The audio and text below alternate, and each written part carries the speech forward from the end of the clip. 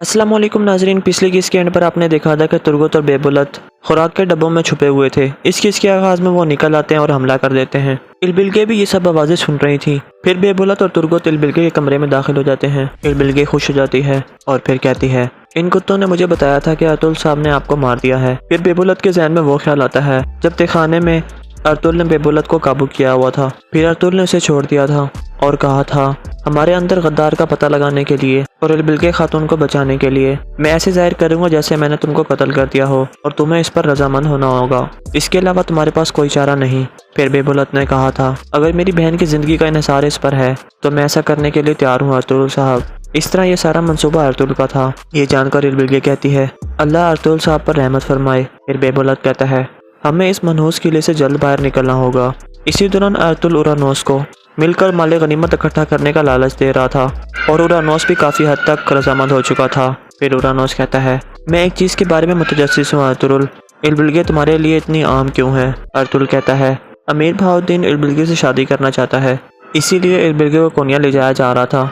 उरानोस कहता है, और तुम इलबिलगे को इस्तेमाल करना चाहते हो? अर्तुल हाँ में सर हिला देता है। दूसरी तरफ बेबुलत और तुर्गत इलबिलगे को लेकर किले से बाहर आ चुके थे। पानी पीने के बाद इलबिलगे पूछती है, अर्तुल साहब का क्या होगा? वो किले से कैसे निकलेंगे? तुर्गत कहता है कि अगर आप सांप के घोंसले में जाएं तो आपके पास सांप से भी ज्यादा जहरीला हथियार होना चाहिए। अर्तुल साहब के पास वो जहर अकल और तलवार की शक्ल में मौजूद है और वो अल्लाह के हुक्म से उन गलीजों को शिकस्त दे देंगे। अब तेज सोगो चलते हैं, हमने जरूरी एहतियाती तदाबीर ले ली हैं। ये कहकर वो वहाँ से चल पड़ते हैं। दूसरी तरफ लफ के किले में एक कमांडर अंदर आकर कहता है, हुजूर इलबिलगे खातून अपने कमरे में नहीं हैं, वो भाग गई हैं। ये सुनकर उरानोस और दरागोस चौंक जाते हैं और उरानोस कहता है, अर्तुल ये तुमने किया है।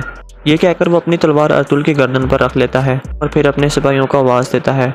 आवाज़ सुनकर कुछ सिपाही अंदर आ जाते हैं। उरानोस कहता है, तुम यहाँ पर मुआहदा करने आए थे अर्तुल, लेकिन तुमने इसे शुरू में ही तोड़ दिया, तुम्हें इसकी कीमत चुकानी पड़ेगी। अर्तुल कहता है, मैं तुम्हारे मुतालबे के मुताबिक सोना लेकर आया था, लेकिन तुमने इलबिलगे को अपने पास रखने की कोशिश की। कोई भी शख्स मेरी चीज़ नहीं रख सकता जब तक मैं उसे अपनी मर्जी से ना दूं। उरानोस कहता है, तो फिर तुम सोना क्यों लेकर आए थे अर्तुल? अर्तुल कहता है, मुआहदे के लिए, लेकिन इलबिलगे को इस मुआहदे का हिस्सा नहीं होना चाहिए। उरानोस कहता है, अब मुआहदे के लिए रह क्या गया है? अर्तुल कहता है, अभी तक तुमने मेरी असल पेशकश सुनी ही नहीं है दरागोस। तुम चाहो तो मुझे मार दो, मुझे ज़रा बराबर भी खौफ नहीं है, लेकिन फिर तुम मेरी पेशकश सुन नहीं सकोगे। इसके अलावा सबको पता लग गया होगा कि मैं यहाँ पर हूँ, हत्ता कि बेबुलत को भी। फिर वो सब इस किले को जलाकर खाक कर देंगे। उरानोस हैरान होकर पूछता है, बेबुलत क्या वो मर नहीं गया? अर्तुल कहता है कि इस किले में जो सुरंग तुमने बनाई हुई है वो गलत रास्ते की तरफ निकलती है। बेबुलत ना सिर्फ जिंदा है बल्कि उसने इलबिलगे खातून को भी यहाँ से भगा लिया है। अब अगर मुझे कुछ हुआ तो तुम इस किले में ही दफन हो जाओगे, या फिर हम पेशकश के बारे में बात करते हैं जिसमें दोनों की जीत होगी। ये सुनकर उरानोस सोच में पड़ जाता है और फिर अपनी तलवार हटाकर कहता है, सिपाहियों इसकी तलवार ले लो और बाहर निकल जाओ। सिपाही उसकी तलवार लेने लगता है, लेकिन अर्तुल हमला कर देता है। फिर अर्तुल कहता है, क्या तुमने सुना नहीं उरानोस? जो चीज़ मैं अपनी मर्जी से ना देना चाहूँ वो कोई भी मुझसे नहीं ले सकता। फिर उरानोस अपने सिपाहियों से कहता है, बाहर निकल जाओ। ये सुनकर सब सिपाही बाहर निकल जाते हैं। फिर उरानोस कहता है, मैं सुन रहा हूँ अर्तुल। अर्तुल कहता है, जो टैक्स मंगोलों की तरफ ले जाया जा रहा था वो पूरे अनातोलिया के टैक्स के साथ इकट्ठा होना था। मैं वो सारा सोना हासिल करना चाहता हूँ। उरानोस कहता है, ये बहुत बड़ा काम है, तो इसका इनाम भी इतना ही बड़ा होगा। टैक्सों का जिम्मेदार अमीर बहाउद्दीन है। अगर वो हम टैक्स हासिल कर लें तो हमें बहुत बड़ा इनाम मिलेगा और इसके अलावा मंगोल अमीर बहाउद्दीन को मार डालेंगे। उरानोस पूछता है, लेकिन ये काम तुम अकेले क्यों नहीं करना चाहते अर्तुल? अर्तुल कहता है, वो मुझे और मेरे सिपाहियों को जानते हैं, लेकिन अगर मैं तुम्हें बता दूं कि वो टैक्स कहाँ इकट्ठा होता है तो फिर वो सोना तुम हासिल कर सकते हो, जिसे हम आधा आधा तकसीम कर लेंगे। इस तरह हम दोनों की जीत होगी। उरानोस कुछ सोचने के बाद दो सिपाहियों को अंदर बुलाता है और कहता है, अर्तुल हमारा मेहमान है, मैं फैसला करने से पहले सोचूंगा। अर्तुल कहता है, अच्छी तरीके से सोच लो दरागोस, मैं पूरे अनातोलिया के टैक्स की बात कर रहा हूँ। इस सोने से हम दोनों बहुत बड़ी फौजों के मालिक बन सकते हैं। अच्छी तरीके से सोच लो दरागोस। ये कहते हुए अर्तुल बाहर निकल जाता है। अर्तुल के जाने के बाद दरागोस निकलकर सामने आता है। उरानोस कहता है कि अर्तुल ने कैसी पेशकश की है जिसे आप ठुकरा नहीं सकते। मैंने उसे बाहर भेजा है ताकि मैं आपसे मशवरा कर सकूं। दरागोस कहता है, तुमने अच्छा किया, लेकिन दोबारा कभी उसे कुचलने का मौका मत देना। उरानोस कहता है, अभी भी हमारे पास अर्तुल को मारने का मौका है।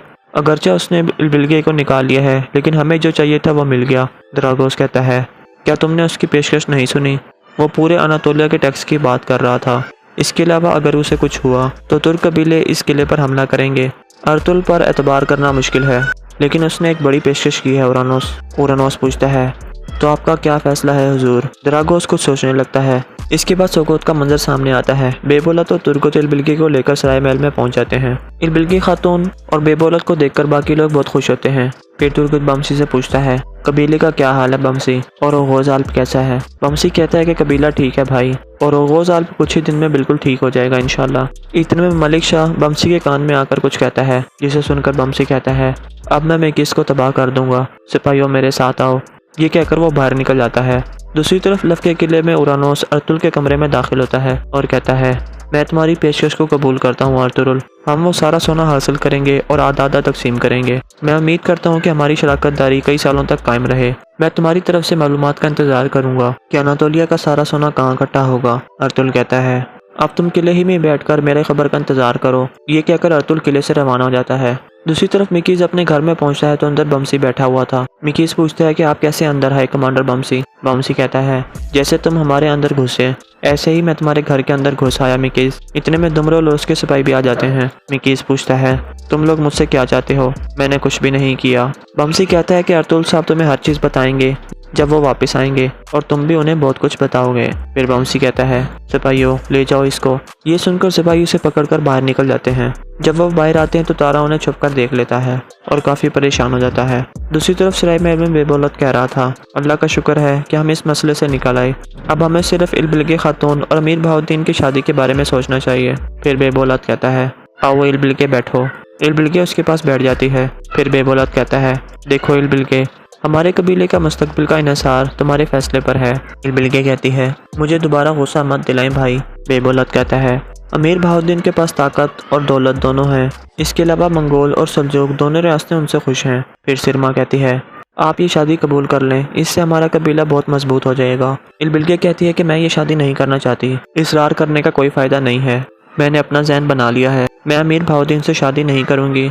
बेबोलत सख्त गुस्से में कहता है, अब अपनी मर्जी से राजी हो जाओ।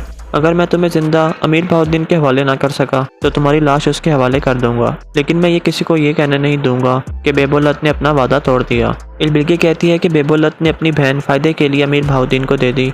ये सुनकर बेबोलत शदीद गुस्से में आ जाता है, लेकिन सिरमा उन दोनों को खामोश कराने की कोशिश करती है। फिर बेबोलत कहता है, इलबिल्गी, या तो तुम हाँ कहोगी या फिर तुम अपनी ज़िंदगी में कभी उमर कबीले को नहीं देख सकोगी। अच्छे तरीके से सोच लो। ये ज़हन में रखो कि मैं तुम्हें कबीले से बेदखल करके हिलाई में अपनी खाला के पास भेज सकता हूँ। दूसरी तरफ मिकीस को एक कमरे में बंद कर दिया गया था। इतने में तुर्गुत अंदर दाखिल होता है और उसके पास बैठकर कहता है, तुम हमारे साथ कई सालों से हो मिकीस, क्या कुछ नहीं था? हमने तुम्हारे साथ ऐसा क्या किया कि तुमने हमारे साथ गद्दारी की? मिकीस कहता है, कुछ नहीं हुजूर, आपने ऐसा कुछ भी नहीं किया, मैं मजबूर हो गया था, मुझे माफ़ कर दें।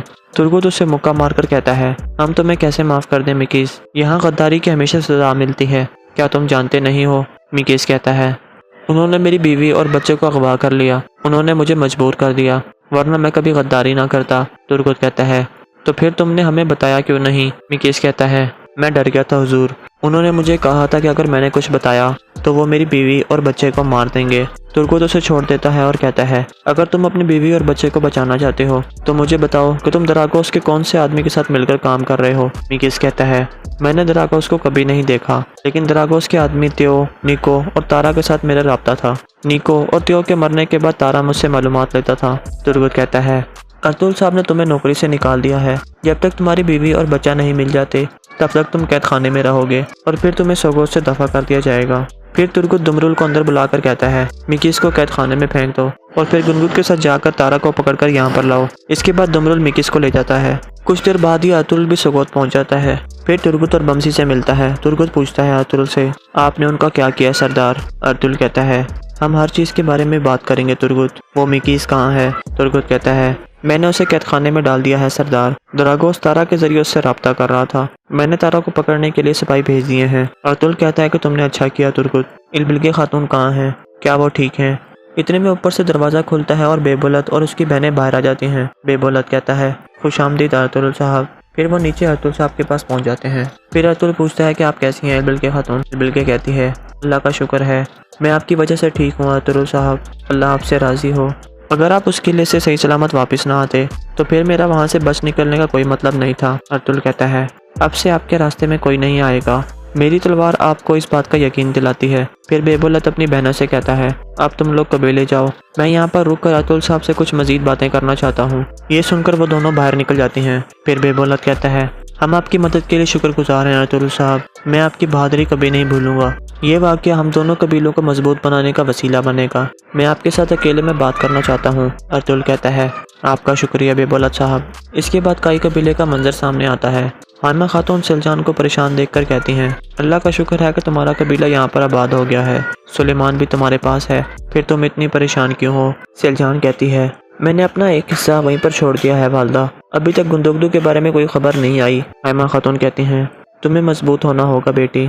सुल्तान कहती है, मैं मजबूत रहने की कोशिश करती हूँ वालदा, लेकिन गुंदुगदू अपने भाइयों के साथ पहाड़ों में है और वो भी इस ठंडे मौसम में। उनके सामने जासूस हैं और पीछे दुश्मन। हानमा खातून कहती हैं, हर रात के बाद सुबह होती है और हर खिज़ां के बाद बहार आती है। तुम मायूस मत हो, तुम जानती हो कि अर्तुल ने तुम्हारे साथ वादा किया था। सुल्तान कहती है कि जी हाँ, उन्होंने वादा किया था वालदा, लेकिन वो यहाँ पर जिम्मेदारियों में बहुत मसरूफ़ हैं। यहाँ पहले ही बहुत सी मुसीबतें हैं। हानमा खातून कहती हैं, तुम परेशान मत हो बेटी, जब अर्तुल इन मुसीबतों से निपट लेगा तो सबसे पहले वो अपने भाइयों की तरफ जाएगा। सुल्तान कहती है कि इंशाल्लाह, और यहाँ पर किस ख़त्म हो जाती है।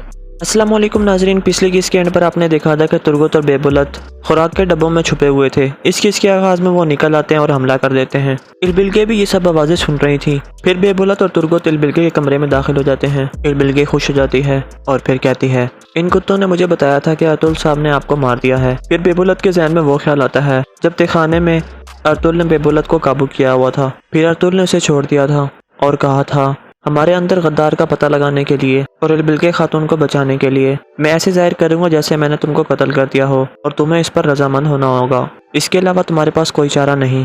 फिर बेबुलत ने कहा था, अगर मेरी बहन की जिंदगी का इन्हिसार इस पर है तो मैं ऐसा करने के लिए तैयार हूँ अर्तुल साहब। इस तरह ये सारा मंसूबा अर्तुल का था। ये जानकर इलबिलगे कहती है, अल्लाह अर्तुल साहब पर रहमत फरमाए। फिर बेबुलत कहता है, हमें इस मनहूस किले से जल्द बाहर निकलना होगा। इसी दौरान अर्तुल उरानोस को मिलकर माले गनीमत इकट्ठा करने का लालच दे रहा था और उरानोस भी काफ़ी हद तक रजामंद हो चुका था। फिर उरानोस कहता है, मैं एक चीज़ के बारे में मुतजस्सिस हूँ अर्तुल, इलबिलगे तुम्हारे लिए इतनी आम क्यों है? अर्तुल कहता है, अमीर बहाउद्दीन इलबिलगे से शादी करना चाहता है, इसीलिए इलबिलगे को कोनिया ले जाया जा रहा था। उरानोस कहता है, और तुम इलबिलगे को इस्तेमाल करना चाहते हो? अर्तुल हाँ में सर हिला देता है। दूसरी तरफ बेबुलत और तुर्गत इलबिलगे को लेकर किले से बाहर आ चुके थे।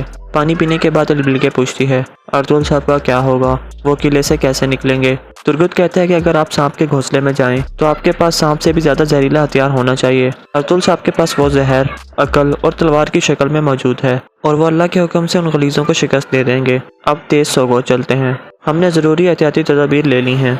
ये कहकर वो वहाँ से चल पड़ते हैं। दूसरी तरफ लफ के किले में एक कमांडर अंदर आकर कहता है, हुजूर इलबिलगे खातून अपने कमरे में नहीं हैं, वो भाग गई हैं। ये सुनकर उरानोस और दरागोस चौंक जाते हैं और उरानोस कहता है, अर्तुल ये तुमने किया है। ये कहकर वो अपनी तलवार अर्तुल की गर्दन पर रख लेता है और फिर अपने सिपाहियों को आवाज़ देता है। आवाज़ सुनकर कुछ सिपाही अंदर आ जाते हैं। उरानोस कहता है, तुम यहाँ पर मुआहदा करने आए थे अर्तुल, लेकिन तुमने इसे शुरू में ही तोड़ दिया, तुम्हें इसकी कीमत चुकानी पड़ेगी। अर्तुल कहता है, मैं तुम्हारे मुतालबे के मुताबिक सोना लेकर आया था, लेकिन तुमने इलबिलगे को अपने पास रखने की कोशिश की।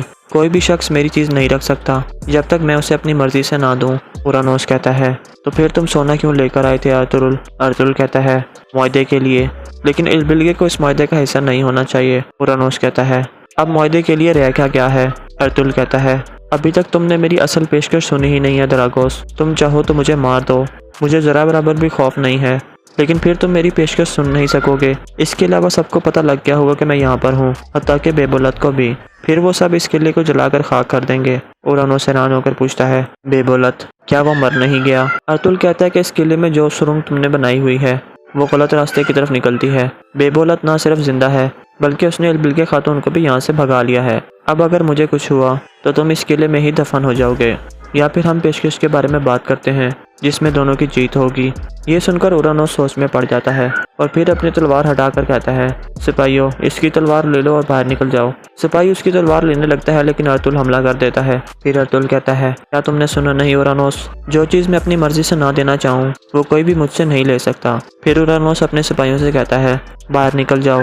ये सुनकर सब सिपाही बाहर निकल जाते हैं। फिर उरानोस कहता है, मैं सुन रहा हूँ अर्तुगरुल। अर्तुगरुल कहता है, जो टैक्स मंगोलों की तरफ ले जाया जा रहा था वो पूरे अनातोलिया के टैक्स के साथ इकट्ठा होना था। मैं वो सारा सोना हासिल करना चाहता हूँ।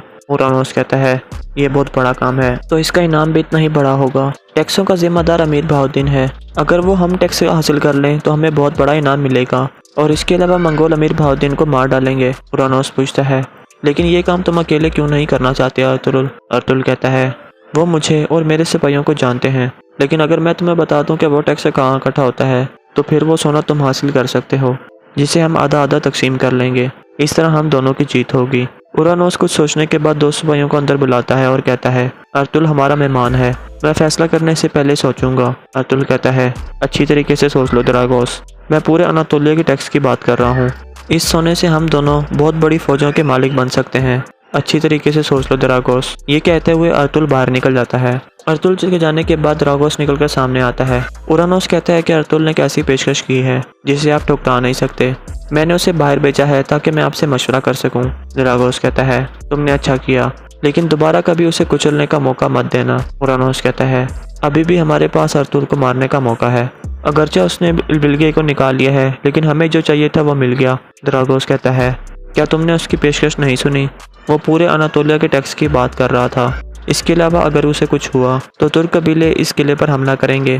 अर्तुगरुल पर एतबार करना मुश्किल है, लेकिन उसने एक बड़ी पेशकश की है। उरानोस पूछता है, तो आपका क्या फैसला है हुजूर? दरागोस कुछ सोचने लगता है। इसके बाद सोगोत का मंजर सामने आता है। बेबोलत और तुर्गुत इल्बिल्गे को लेकर सराय महल में पहुंच जाते हैं। इल्बिल्गे खातून और बेबोलत को देखकर बाकी लोग बहुत खुश होते हैं। फिर तुर्गुत बमसी से पूछता है, कबीले का क्या हाल है बमसी, और ओगोज आल्प कैसा है? बमसी कहता है कि कबीला ठीक है भाई, और ओगोज आल्प कुछ ही दिन में बिल्कुल ठीक हो जाएगा इंशाल्लाह। इतने में मलिक शाह बमसी के कान में आकर कुछ कहता है, जिसे सुनकर बमसी कहता है, अब मैं मेकिस को तबाह कर दूंगा, सिपाहियों मेरे साथ आओ। ये कहकर वो बाहर निकल जाता है। दूसरी तरफ लफ के किले में उरानोस अर्तुगरुल के कमरे में दाखिल होता है और कहता है, मैं तुम्हारी पेशकश को कबूल करता हूँ अर्तुगरुल, हम वो सारा सोना हासिल करेंगे और आधा आधा तकसीम करेंगे। मैं उम्मीद करता हूँ कि हमारी शराकतदारी कई सालों तक कायम रहे। मैं तुम्हारी तरफ से मालूमात का इंतजार करूंगा कि अनातोलिया का सारा सोना कहाँ इकट्ठा होगा। अर्तुगरुल कहता है, अब तुम किले ही में बैठकर मेरे खबर का इंतजार करो। ये कहकर अर्तुगरुल किले से रवाना हो जाता है। दूसरी तरफ मिकीज अपने घर में पहुंचता है तो अंदर बमसी बैठा हुआ था। मिकीज पूछता है कि आप कैसे अंदर आए कमांडर बमसी? बमसी कहता है, जैसे तुम हमारे अंदर घुसे ऐसे ही मैं तुम्हारे घर के अंदर घुस आया मिकीज। इतने में दुमरो लोस के सिपाही भी आ जाते हैं। मिकीज पूछता है, तुम लोग मुझसे क्या चाहते हो? मैंने कुछ भी नहीं किया। बमसी कहता है कि अर्तुगरुल साहब तुम्हें हर चीज बताएंगे जब वो वापस आएंगे, और तुम भी उन्हें बहुत कुछ बताओगे। फिर बमसी कहता है, सिपाहियों ले जाओ इसको। ये सुनकर सिपाही उसे पकड़कर बाहर निकल जाते हैं। जब वो बाहर आते हैं तो तारा उन्हें छुपकर देख लेता है और काफी परेशान हो जाता है। दूसरी तरफ सराय महल में बेबोलत कह रहा था, अल्लाह का शुक्र है कि हम इस मसले से निकल आए। अब हमें सिर्फ इल्बिल्गे खातून और अमीर बहाउद्दीन की शादी के बारे में सोचना चाहिए। फिर बेबोलत कहता है, आओ इल्बिल्गे बैठो।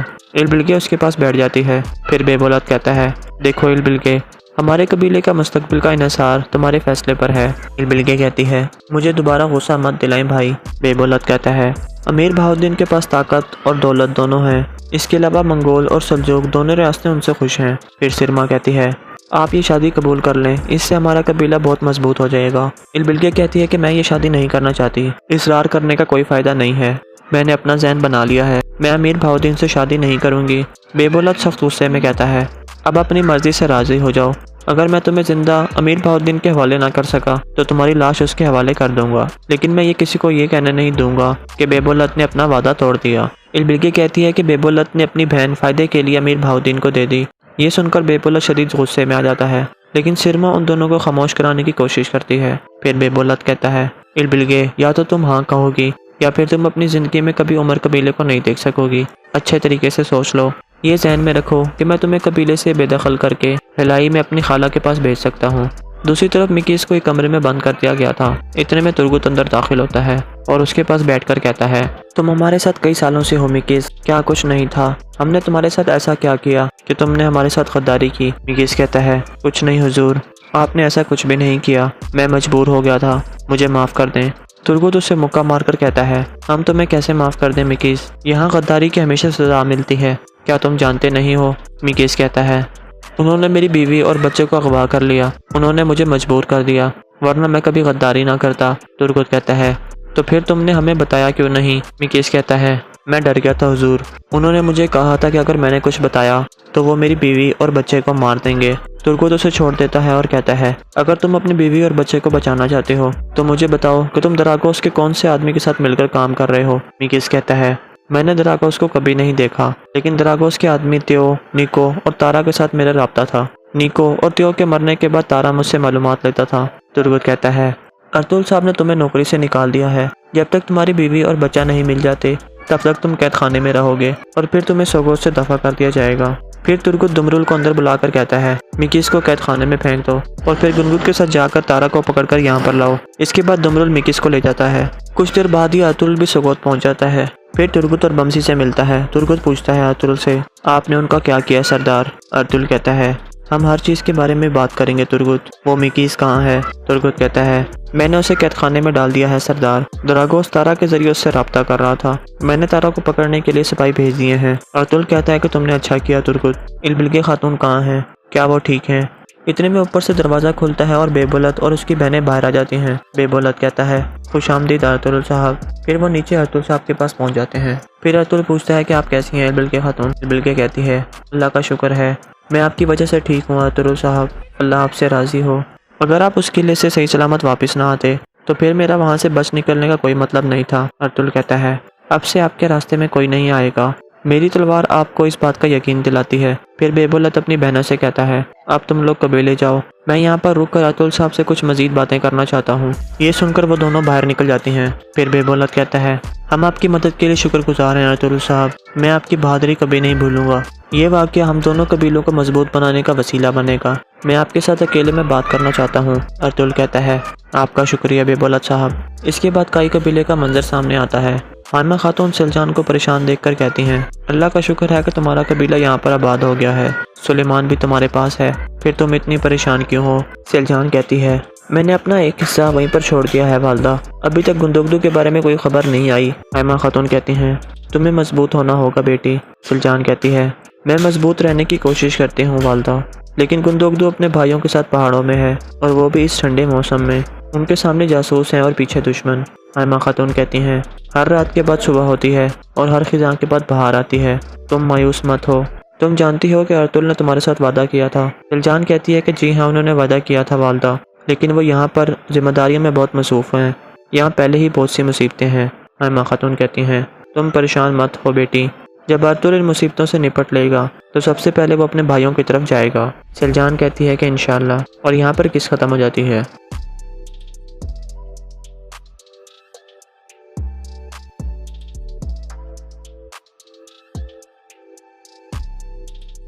अस्सलाम वालेकुम नाजरीन, पिछले किस के एंड पर आपने देखा था कि तुर्गुत और बेबुलत खुराक के डब्बों में छुपे हुए थे। इस किस के आगाज में वो निकल आते हैं और हमला कर देते हैं। इलबिल्गे भी ये सब आवाज़ें सुन रही थी। फिर बेबुलत और तुर्गुत इलबिल्गे के कमरे में दाखिल हो जाते हैं। इलबिल्गे खुश हो जाती है और फिर कहती है, इन कुत्तों ने मुझे बताया था कि अर्तुल साहब ने आपको मार दिया है। फिर बेबुलत के जहन में वो ख्याल आता है जब तहखाने में अर्तुल ने बेबुलत को काबू किया हुआ था। फिर अर्तुल ने उसे छोड़ दिया था और कहा था, हमारे अंदर गद्दार का पता लगाने के लिए और इलबिल्गे खातून को बचाने के लिए मैं ऐसे जाहिर करूंगा जैसे मैंने तुमको कत्ल कर दिया हो और तुम्हें इस पर रजामंद होना होगा। इसके अलावा तुम्हारे पास कोई चारा नहीं। फिर बेबुलत ने कहा था, अगर मेरी बहन की जिंदगी का इन्हिसार इस पर है तो मैं ऐसा करने के लिए तैयार हूँ अर्तुल साहब। इस तरह ये सारा मंसूबा अर्तुल का था। ये जानकर इलबिल्गे कहती है, अल्लाह अर्तुल साहब पर रहमत फरमाए। फिर बेबुलत कहता है, हमें इस मनहूस किले से जल्द बाहर निकलना होगा। इसी दौरान अर्तुल उरानोस को मिलकर माले गनीमत इकट्ठा करने का लालच दे रहा था और उरानोस भी काफ़ी हद तक रजामंद हो चुका था। फिर उरानोस कहता है, मैं एक चीज़ के बारे में मुतजस्सिस हूँ अर्तुल, इलबिल्गे तुम्हारे लिए इतनी आम क्यों है? अर्तुल कहता है, अमीर बहाउद्दीन इलबिल्गे से शादी करना चाहता है, इसीलिए इलबिल्गे को कोनिया ले जाया जा रहा था। उरानोस कहता है, और तुम इलबिल्गे को इस्तेमाल करना चाहते हो? अर्तुल हाँ में सर हिला देता है। दूसरी तरफ बेबुलत और तुर्गुत इलबिल्गे को लेकर किले से बाहर आ चुके थे। पानी पीने के बाद इलबिल्गे पूछती है, अर्तुल साहब का क्या होगा? वो किले से कैसे निकलेंगे? तुर्गुत कहता है कि अगर आप सांप के घोंसले में जाएं तो आपके पास सांप से भी ज्यादा जहरीला हथियार होना चाहिए। अर्तुल साहब के पास वो जहर अकल और तलवार की शक्ल में मौजूद है और वो अल्लाह के हुक्म से उन गलीजों को शिकस्त दे देंगे। अब तेज सोगो चलते हैं, हमने ज़रूरी एहतियाती तदाबीर ले ली हैं। ये कहकर वो वहाँ से चल पड़ते हैं। दूसरी तरफ लफ के किले में एक कमांडर अंदर आकर कहता है, हुजूर इलबिल्गे खातून अपने कमरे में नहीं हैं, वो भाग गई हैं। ये सुनकर उरानोस और दरागोस चौंक जाते हैं। और उरानोस कहता है, अर्तुल ये तुमने किया है। ये कहकर वो अपनी तलवार अर्तुल की गर्दन पर रख लेता है और फिर अपने सिपाहियों को आवाज़ देता है। आवाज़ सुनकर कुछ सिपाही अंदर आ जाते हैं। उरानोस कहता है, तुम यहाँ पर मुआहदा करने आए थे अर्तुल, लेकिन तुमने इसे शुरू में ही तोड़ दिया। तुम्हें इसकी कीमत चुकानी पड़ेगी। अर्तुल कहता है, मैं तुम्हारे मुतालबे के मुताबिक सोना लेकर आया था, लेकिन तुमने इल्बिल्गे को अपने पास रखने की कोशिश की। कोई भी शख्स मेरी चीज़ नहीं रख सकता जब तक मैं उसे अपनी मर्जी से ना दूं। उरानोस कहता है, तो फिर तुम सोना क्यों लेकर आए थे अर्तुल? अर्तुल कहता है, मुआहदे के लिए, लेकिन इल्बिल्गे को इस मुआहदे का हिस्सा नहीं होना चाहिए। उरानोस कहता है, अब मुआहदे के लिए रह क्या है? अर्तुल कहता है, अभी तक तुमने मेरी असल पेशकश सुनी ही नहीं है दरागोस। तुम चाहो तो मुझे मार दो, मुझे ज़रा बराबर भी खौफ नहीं है, लेकिन फिर तुम मेरी पेशकश सुन नहीं सकोगे। इसके अलावा सबको पता लग गया होगा कि मैं यहाँ पर हूँ, हत्ता कि बेबुलत को भी। फिर वो सब इस किले को जलाकर खाक कर देंगे। उरानोस हैरान होकर पूछता है, बेबुलत क्या वो मर नहीं गया? अर्तुल कहता है कि इस किले में जो सुरंग तुमने बनाई हुई है वो गलत रास्ते की तरफ निकलती है। बेबुलत ना सिर्फ जिंदा है बल्कि उसने इल्बिल्गे खातून को भी यहाँ से भगा लिया है। अब अगर मुझे कुछ हुआ तो तुम इस किले में ही दफन हो जाओगे, या फिर हम पेशकश के बारे में बात करते हैं जिसमें दोनों की जीत होगी। ये सुनकर उरानोस सोच में पड़ जाता है और फिर अपनी तलवार हटाकर कहता है, सिपाहियों इसकी तलवार ले लो और बाहर निकल जाओ। सिपाही उसकी तलवार लेने लगता है, लेकिन अर्तुल हमला कर देता है। फिर अर्तुल कहता है, क्या तुमने सुना नहीं उरानोस? जो चीज़ मैं अपनी मर्जी से ना देना चाहूँ वो कोई भी मुझसे नहीं ले सकता। फिर उरानोस अपने सिपाहियों से कहता है, बाहर निकल जाओ। ये सुनकर सब सिपाही बाहर निकल जाते हैं। फिर उरानोस कहता है, मैं सुन रहा हूँ अर्तुल। अर्तुल कहता है, जो टैक्स मंगोलों की तरफ ले जाया जा रहा था वो पूरे अनातोलिया के टैक्स के साथ इकट्ठा होना था। मैं वो सारा सोना हासिल करना चाहता हूँ। उरानोस कहता है, ये बहुत बड़ा काम है, तो इसका इनाम भी इतना ही बड़ा होगा। टैक्सों का जिम्मेदार अमीर बहाउद्दीन है। अगर वो हम टैक्स हासिल कर लें तो हमें बहुत बड़ा इनाम मिलेगा, और इसके अलावा मंगोल अमीर बहाउद्दीन को मार डालेंगे। उरानोस पूछता है, लेकिन ये काम तुम अकेले क्यों नहीं करना चाहते अर्तुल? अर्तुल कहता है, वो मुझे और मेरे सिपाहियों को जानते हैं, लेकिन अगर मैं तुम्हें बता दूं कि वो टैक्स कहाँ इकट्ठा होता है तो फिर वो सोना तुम हासिल कर सकते हो, जिसे हम आधा आधा तकसीम कर लेंगे। इस तरह हम दोनों की जीत होगी।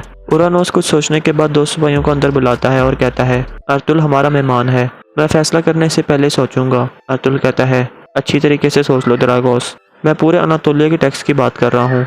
इस सोने से हम दोनों बहुत बड़ी फौजों के मालिक बन सकते हैं। अच्छी तरीके से सोच लो दरागोस। ये कहते हुए अर्तुल बाहर निकल जाता है। अर्तुल के जाने के बाद दरागोस निकलकर सामने आता है। उरानोस कहता है कि अर्तुल ने कैसी पेशकश की है जिसे आप ठुकरा नहीं सकते।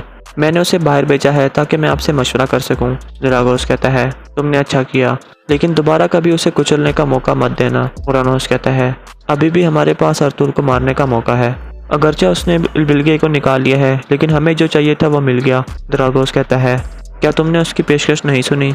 वो पूरे अनातोलिया के टैक्स की बात कर रहा था। इसके अलावा अगर उसे कुछ हुआ तो तुर्क कबीले इस किले पर हमला करेंगे।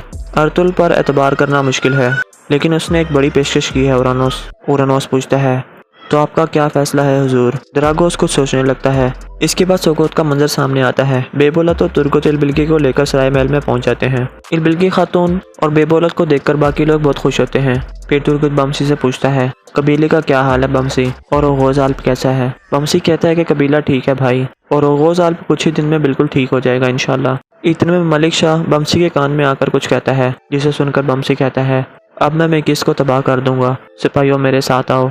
ये कहकर वो बाहर निकल जाता है।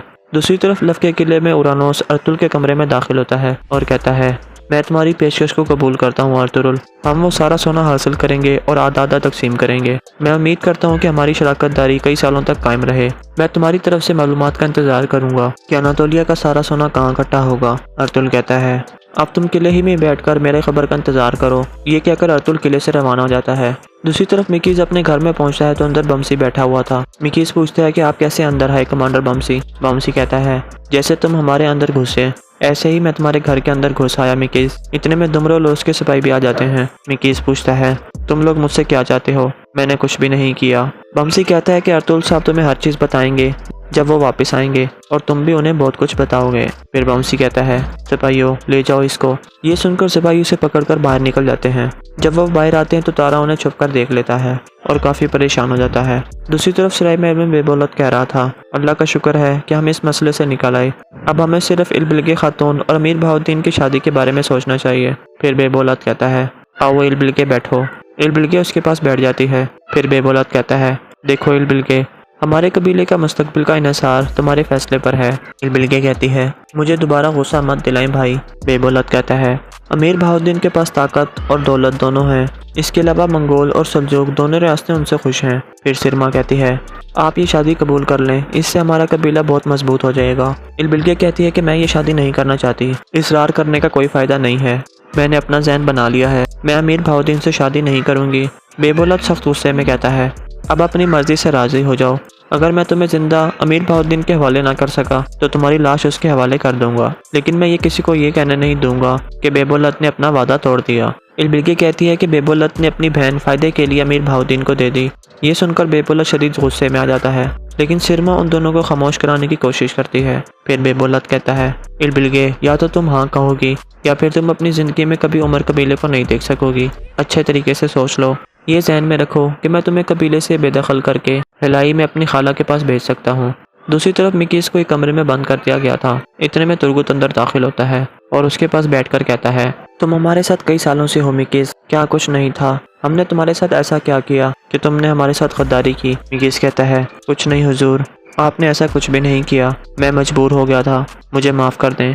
तुर्गुत उसे मुक्का मारकर कहता है, हम तुम्हें कैसे माफ़ कर दें मिकीस, यहाँ गद्दारी की हमेशा सजा मिलती है, क्या तुम जानते नहीं हो? मिकीस कहता है, उन्होंने मेरी बीवी और बच्चे को अगवा कर लिया, उन्होंने मुझे मजबूर कर दिया, वरना मैं कभी गद्दारी ना करता। तुर्गुत कहता है, तो फिर तुमने हमें बताया क्यों नहीं? मिकीस कहता है, मैं डर गया था हुजूर, उन्होंने मुझे कहा था कि अगर मैंने कुछ बताया तो वो मेरी बीवी और बच्चे को मार देंगे। तुर्गुत उसे छोड़ देता है और कहता है, अगर तुम अपनी बीवी और बच्चे को बचाना चाहते हो तो मुझे बताओ कि तुम दराकोस के कौन से आदमी के साथ मिलकर काम कर रहे हो? मिकीस कहता है, मैंने दराकोस को कभी नहीं देखा, लेकिन दराकोस के आदमी त्यो, निको और तारा के साथ मेरा राब्ता था। निको और त्यो के मरने के बाद तारा मुझसे मालूमात लेता था।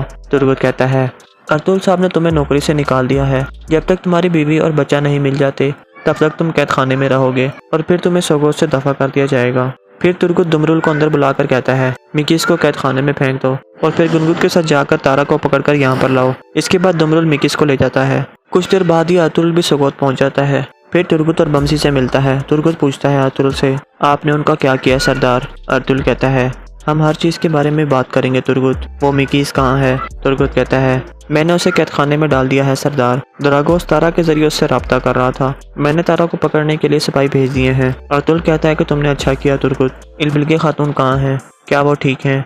इतने में ऊपर से दरवाज़ा खुलता है और बेबुलत और उसकी बहनें बाहर आ जाती हैं। बेबुलत कहता है, खुश आमदीद अर्तुल साहब। फिर वो नीचे अर्तुल साहब के पास पहुंच जाते हैं। फिर अर्तुल पूछता है कि आप कैसी हैं बिल्गे खातून? बिल्गे कहती है, अल्लाह का शुक्र है, मैं आपकी वजह से ठीक हूँ अर्तुल साहब, अल्लाह आपसे राज़ी हो। अगर आप उस किले से सही सलामत वापस ना आते तो फिर मेरा वहाँ से बच निकलने का कोई मतलब नहीं था। अर्तुल कहता है, अब से आपके रास्ते में कोई नहीं आएगा, मेरी तलवार आपको इस बात का यकीन दिलाती है। फिर बेबुलत अपनी बहनों से कहता है, अब तुम लोग कबीले जाओ, मैं यहाँ पर रुक कर अर्तुल साहब से कुछ मजीद बातें करना चाहता हूँ। ये सुनकर वो दोनों बाहर निकल जाती हैं। फिर बेबुलत कहता है, हम आपकी मदद के लिए शुक्रगुजार हैं अर्तुल साहब, मैं आपकी बहादुरी कभी नहीं भूलूंगा। ये वाक़या हम दोनों कबीलों को मजबूत बनाने का वसीला बनेगा। मैं आपके साथ अकेले में बात करना चाहता हूँ। अर्तुल कहता है, आपका शुक्रिया बेबुलत साहब। इसके बाद काई कबीले का मंजर सामने आता है। हानमा खातून सिलजान को परेशान देखकर कहती हैं, अल्लाह का शुक्र है कि तुम्हारा कबीला यहाँ पर आबाद हो गया है, सुलेमान भी तुम्हारे पास है, फिर तुम इतनी परेशान क्यों हो? सिलजान कहती है, मैंने अपना एक हिस्सा वहीं पर छोड़ दिया है वालदा, अभी तक गुंदुगदू के बारे में कोई खबर नहीं आई। हानमा खातून कहती हैं, तुम्हें मजबूत होना होगा बेटी। सिलजान कहती है, मैं मजबूत रहने की कोशिश करती हूँ वालदा, लेकिन गुंदुगदू अपने भाइयों के साथ पहाड़ों में है और वो भी इस ठंडे मौसम में, उनके सामने जासूस हैं और पीछे दुश्मन।